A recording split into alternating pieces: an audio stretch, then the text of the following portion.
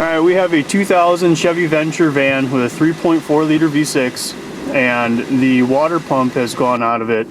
And some of the symptoms of that happening would be the low coolant light coming on your dashboard here after driving it for a while.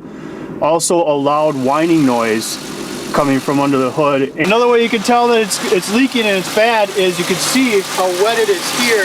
It's all wet down there as well. And you can almost taste it and smell it. It's very sweet. Well, this is our new water pump. Here's the front side of it where your pulley sits. Here's the back side of it that goes into the housing. Comes with the gasket and installation instructions. Take that off of there. Like so. It's got these little clips on it. There's this little cover here. We'll be removing that too to give you guys a better view. Okay, so to remove this little shroud here, there's a bolt way underneath here. It's an 8mm. Just gotta kind of find it.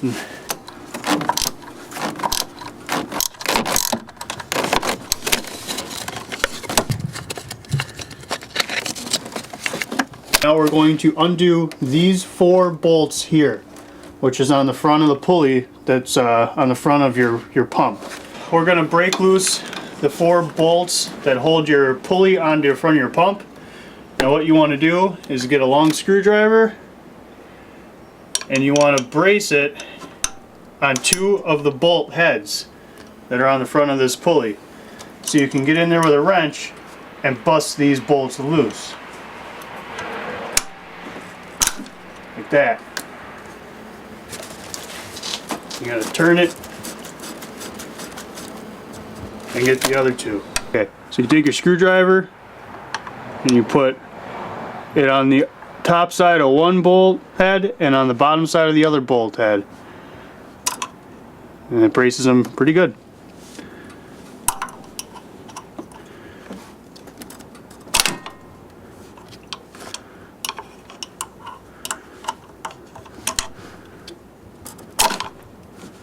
And now they're all broke loose. So now we're going to remove our serpentine belt. Now you can either use a 3/8 drive breaker bar or you can use a 3/8 drive ratchet, which is what I use. And you want the ratchet to rotate counterclockwise. And you bring it way down in here. Right down here is a little empty square you can put that into on your tension bracket. And you just pull it up.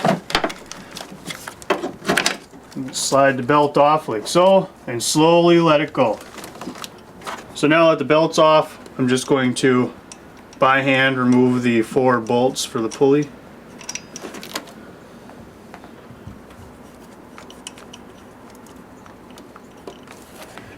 So sometimes this pulley can be really hard to get off of here, so you might need some extra force, and you just put it right there at the top and pry it off. Okay, so now we got our pulley off. Now we're going to get the 5 bolts that hold your water pump into the housing.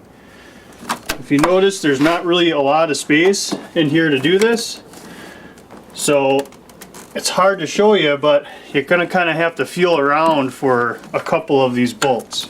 So we broke all these bolts loose now, and just going to unscrew them all.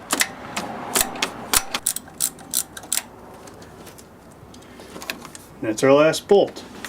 Now we have to pry the pump away from the housing. Just like that. Should come off really easy, maybe a little difficult. You're gonna get some antifreeze.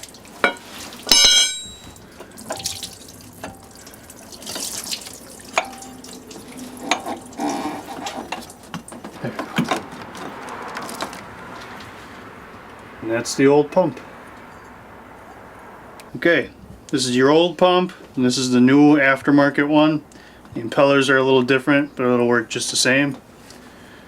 So when you take the old water pump off, you want to make sure that you pay attention to how it's situated on the old housing, so you can make sure to put the new pump on the same way. So this is your new gasket for the water pump. And we're gonna have to scrape part of the old one off of the housing here. And I mean, you can pull a piece of it off there. That's what it looks like. Got to make sure all that is off of there before you can put this new one on. Now the easiest way to get this gasket off of here is with a scraper. You can buy them from parts store, like $2, something like that. And when you're scraping it, you want to make sure not to get any of this old material into the housing. Oh, you can stuff a rag in there just to make sure you don't get any into the bottom of the housing when you're doing the top of this.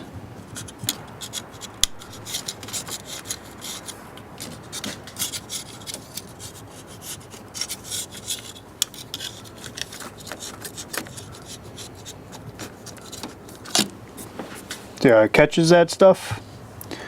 Kind of just feel and make sure you got all of it. There's a little piece there that I missed.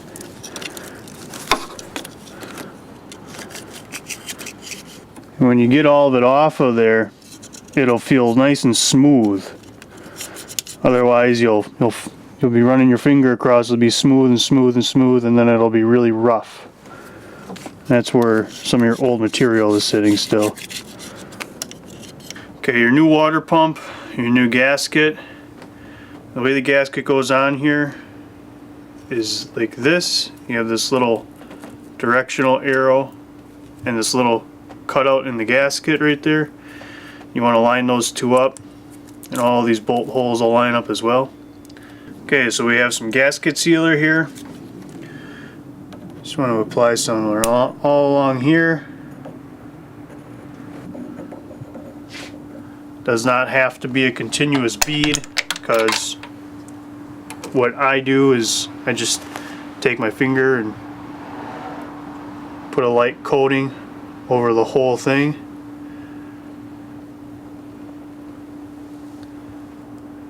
And here's our little directional arrow and our little notch out on the gasket. I'm going to match those two up.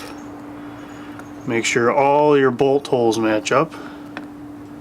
Okay, so after we put our gasket sealer and our gasket together on the new pump, what you're going to want to do is put a bead also around the housing where the pump meets up to the housing.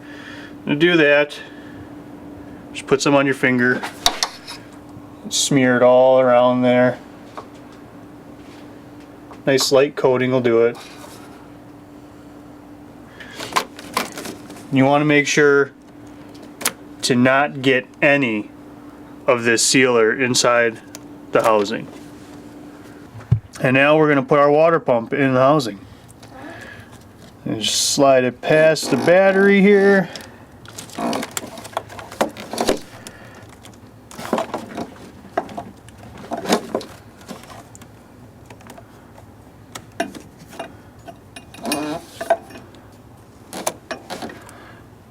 Make sure that the holes are lined up properly.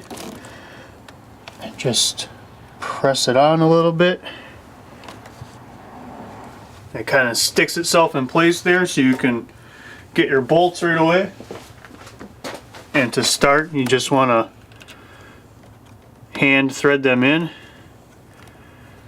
one by one. And so now we have all of our bolts hand threaded in there.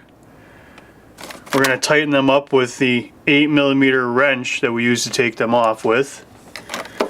And when you tighten these up, you just want to go a little bit, tighten this one, and you want to try to find the one directly across from it. That way it'll suck the pump on evenly to the housing. And that way there won't be any leaks or warping. You don't want to tighten them completely the first round. You just kind of want to get them nice and snug.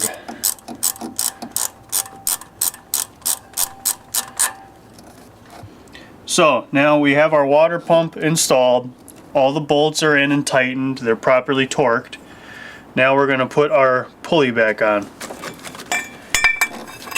And it just slides on like that. You want to make sure that it goes in like that. It means it's properly in place.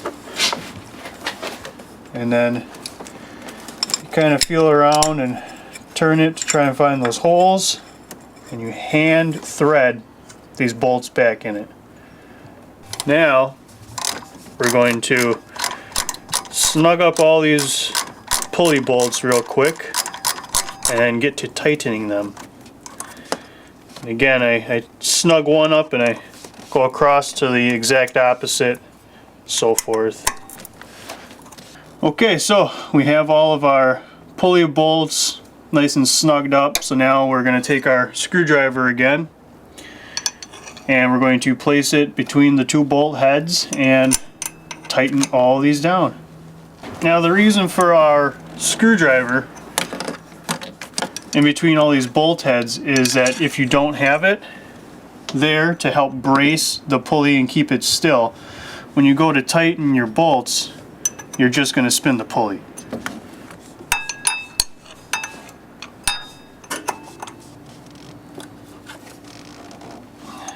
So now that we have our pulley all tightened up on our water pump, we're getting ready to put our serpentine belt back on. Now the cover that you took off from on top of where the pump is has a diagram on it to show you how the belt fits through all the pulleys. You follow that diagram and you'll have your belt on in no time. So I ran the belt all through all the pulleys, and I left your power steering pump pulley for last because it's right up front. So you want to hold the tensioner back and just make sure that it fits on there really nice. Let your tension off slowly, but you want to make sure that all of your pulleys have all the ribs of this belt on them, especially your bottom ones. So now that we already have our serpentine belt back on, we're just going to reassemble our cover that we had taken off at the beginning of the video. Now what we're going to do is we're going to refill your coolant into the filler neck of the radiator right here. But in order to do that, first we have to loosen these two bleeder screws for your coolant system. And this one is right above the water pump that you just changed. And it's a 7mm socket. And you just want to get the top screw. And you don't want to be too forceful with it, otherwise you could snap it off. That's your first one. The other one is on the other side of the engine here, where your top radiator hose meets your thermostat housing. And again, 7mm socket. Just put it on there, break it loose, just so it's nice and free. Okay, so after we filled up our radiator, we'll come over to the other side of the engine here where our top radiator hose is and our bleeder on our thermostat housing, and we have to squeeze this hose as well. And again, you can feel and hear the air coming out of this bleeder. And you see there's a little bit of fluid coming out of the bottom of the bleeder. That means that you're getting your coolant all the way through your system. Alright, and before we start our vehicle, we want to make sure to tighten the bleeders. Again, 7mm socket. Just want to snug them up real good, otherwise you could break them. Get the one above the pump that you just replaced and the one at the top of your radiator hose. So now that we bled our system and we filled up our radiator completely, we're going to go ahead and put the radiator cap back on. To top off your radiator coolant level, you want to come over here to your reservoir. It says engine coolant. Pop the top off. And you can just slowly pour some Dex Cool right inside. And after that, we're going to fire the engine up and let it run for a couple minutes, and we're going to fill the radiator fluid up as needed after that. Don't forget to put this cover back on like I did.